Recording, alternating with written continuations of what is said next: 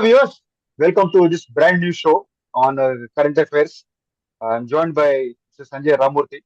संजय राममूर्ति हमारे बहुत पुराने मित्र हैं और मीडिया प्रोफेशनल हैं पिछले 30 साल से. Right Sanjay? Yes, BNK. Also, allow me to introduce you. BNK is a man who's worn many hats. Has been a journalist, a very successful PR professional, and now is a very staunch environmentalist. People say that reinventing yourself is a very difficult thing, but I think BNK has done it very well. Thanks, BNK. Let's chat about things that are Yeah. probably of use to the nation. Yeah. Let's start with the state of the opposition, rather than state of the nation. State of the opposition, because in any democracy, opposition plays a very important role. In fact, if you recall, Mr. Narendra Modi, when he took over, he said, in fact, he invited the opposition to join the process of development. He was magnanimous enough, to say so that to invite Shashi Tharoor, Congress MP from Thiruvananthapuram, to join Swachh Bharat campaign, along with a lot of media persons and other prominent people. But down the line, over the past 10 years, after the Swachh Bharat launch, I see it seems that BJP has developed some kind of a contempt for the opposition, or it could be the fault of the opposition, as some people say. And then, of course, after all the flip-flops, ups and downs, composition came out with this idea of India. To me, in the beginning, it looked very nice, catchy name, a good effort to bring the opposition together because we require a strong opposition. I mean, it's not that we are opposing either BJP or supporting Congress or either way. So, strong opposition is very important. How do you look at India Gadbandhan, India bloc? You see, probably, like you very rightly said, this is probably a time of life where the opposition or whatever is left of the opposition and the ruling party's relationships are the worst. दुर्भाग्य से कुछ लोगों ने अपने राजनीतिक स्वार्थ के लिए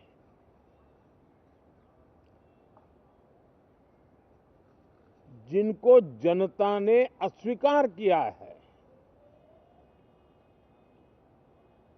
वे संसद को भी मुट्ठी भर लोगों के हुड़दंगबाजी से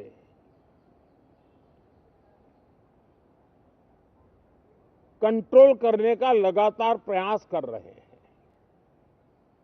लोकतांत्रिक परंपरा में हर पीढ़ी का काम है आने वाली पीढ़ियों को तैयार करे,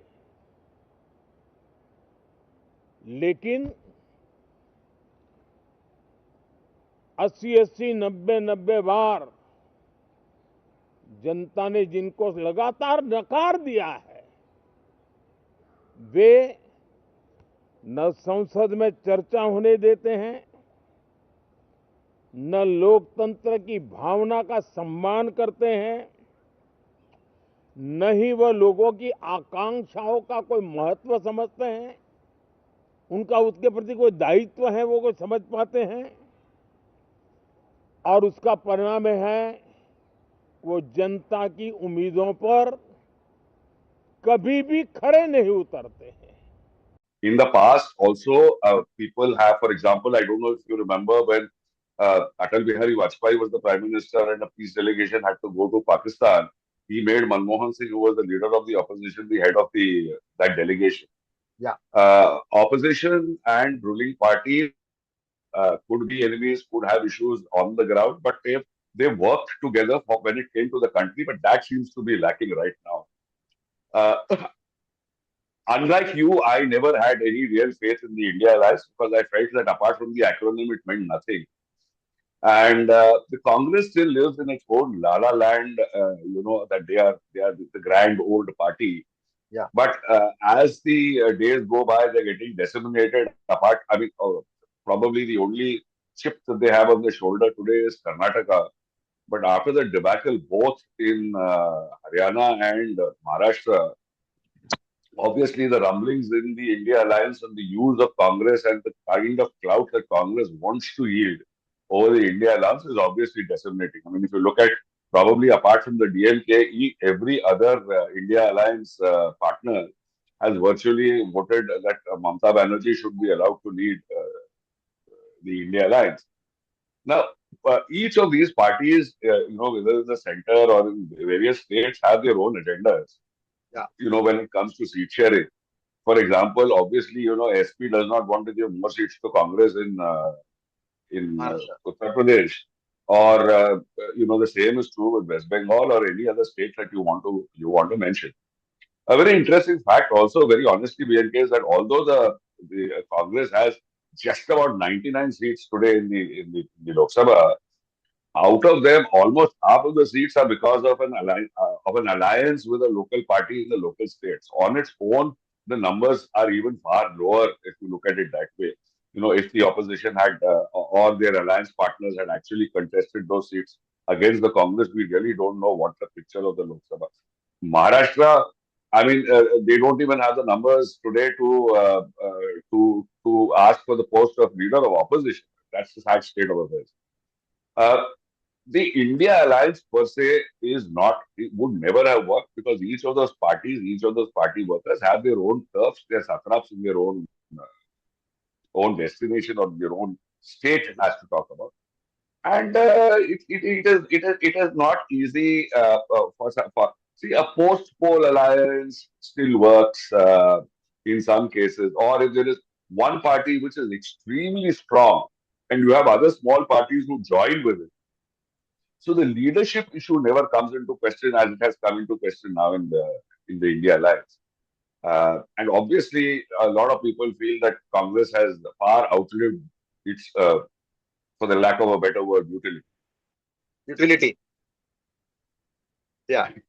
No, but Sanjay, one strong point that I saw in the opposition from the point of view is that this Bharat Jodo Yatra of Rahul Gandhi, I think there's a catalyst where mobilized some kind of a support, but unfortunately, I think they left they forgot to make use of the stream that they generated with the Bharat Jodo Yatra, both the yatras of Rahul Gandhi.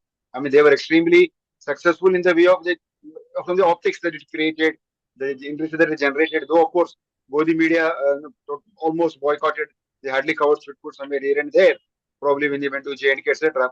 But I think a very strong point here is that India, as a bloc, as a Gathbandhan, after their grandiose launch in Mumbai, they lost steam somewhere down the line. And I think, as you said, the Congress has been very ambitious after the success of the Lok Sabha poll, the two with the understanding of the NCP and Shiv Sena in, say, Maharashtra, SP in Uttar Pradesh, and they become over ambitious and they wanted lion's share. Therefore, they got largest number of seats, of which they lost almost half of them. And today they don't have a face even to ask for a seat share in Bombay Municipal Corporation, Mumbai Municipal Corporation. The civic polls come in.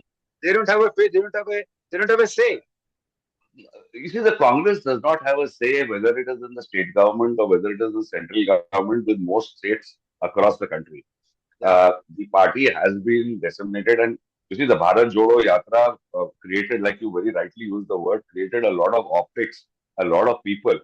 But I think a time has come where the optics of people coming for your meetings or for your yatras does not necessarily mean they translate into votes. And this is not true for the Congress, but for everyone. Look at what has happened to someone like a Prashant Kishore, who has been working for last 3 years in Bihar, doing his yatras on a district level. Take Manse closer home.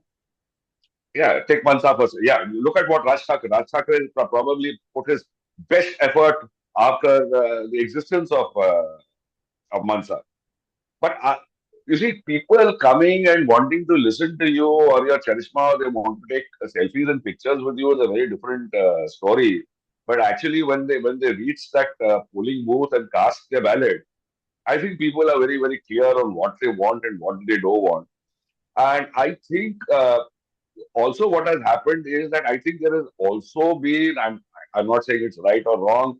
I think voters are voting not only for ideology. See, earlier there was a very ideologically strong Congress person, and even in our families, in our drawing rooms, there used to be a strong BJP guy and a strong, staunch is the word Yes. probably, Congress guy.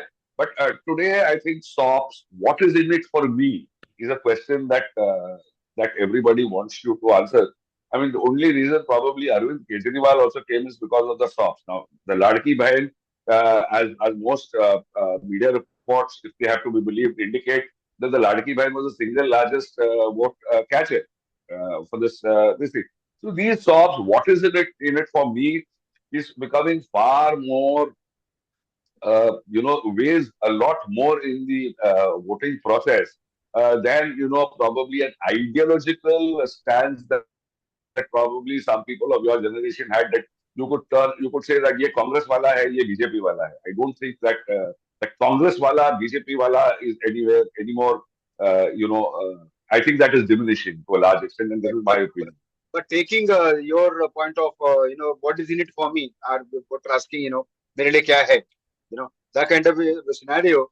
The लाडली बहन और लाडकी बहिना और लड़का लड़का boy, all these what Modi would like to call revdies, are they not temporary in the sense that they were launched only 4 to 6 months ahead of the elections, after that too, after Rahul Gandhi in his yatra has announced that टका टक पैसा आते जाएगा. Don't you think they have copied that idea? And also unemployment. See, there are lots of other issues other than the constitution, etc. The basic issues like the employment, price rise. You know, आज लड़की बहन के खाते में 1500 रुपये आ जाता है, but tomorrow, how long does that money last? But Bahen's husband is unemployed. His taxi is not doing well. His business is not running well. He has a hawker house. He's not be able to make money. Don't you think that kind of realization would dawn someday or the other? I don't know. So like it's a very interesting question that you ask.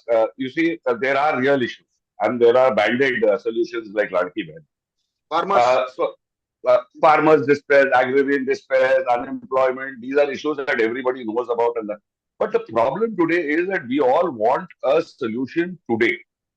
Any steps that you take to curtail or bring down the agrarian crisis or create employment is going to take time for the benefits to reap. The voters today are looking at something. So, for example, you're saying 7, 8 months, the Ladki Behan started, and so many people got their money 2 months before they actually went to poll. Also, the Shiv Sena, that is the real Shiv Sena, or what they call the real Shiv Sena, did a scare tactics. The minute we go out, this scheme will disappear.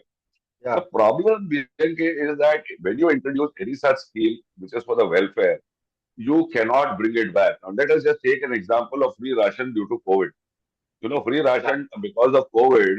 COVID is 2020, 2021. I can understand 2022, but even today, the free ration is going to people. No government today can pull back a SOP that is given. Now, most of these SOPs then tend to be for eternity, obviously at the cost of the government exchequer. I'm not even saying that it is your and my taxpayers' money. We've already paid our taxes, but that money should have gone to better health infrastructure, better roads, better schools, better water, better sanitation, or whatever it is. But this 1,500 rupees really, but 1,500 rupees for someone, like you very rightly said, in a time like this where the husband is not working and the woman is a maid and the whole household income is less than 7,000 rupees, the 15,000 rupees is a huge addition to that kitty. And 1,500, obviously, yeah, I am very happy to work for the government that has given me 1,500 rupees. And you also have to remember that most of these people got 2 or 3 installments together, which is, before the election, which means they got some 3,000 or 4,500 rupees at one go into their bank accounts. Uh, you true, know, and they also got it just before the festive season, which yeah, was Diwali. So obviously all these factors are very critical, and I think people are very clear that this is what I want. This is a government that has given me 1,500 rupees, which has removed the toll, from Mumbai, is giving women 50% off on buses. I mean, if you look at the campaign yeah, on the buses that they ran, I can now go and visit my parents more often because I pay only 50%. So Yeah. I think these, free electricity, free water supply, free bus rides, free train rides, money into my account, grains into my house. I think these are issues that affect you directly. Are unemployment and other things not important because nobody has that magic wand to create employment overnight. Steps to be taken towards that uh, should be taken, but will take. I mean, even if you start to build a factory, it will take 1 year before the first brick has to be. So that is Yeah. something But for day after yeah, tomorrow. Sanjay, but getting back to the role of opposition, the way they have been creating ruckus in parliament, the shouting, the walking out on the over the Adani issue, whatever. That is on the and on the other hand, BJP has been very stubborn not to allow a discussion.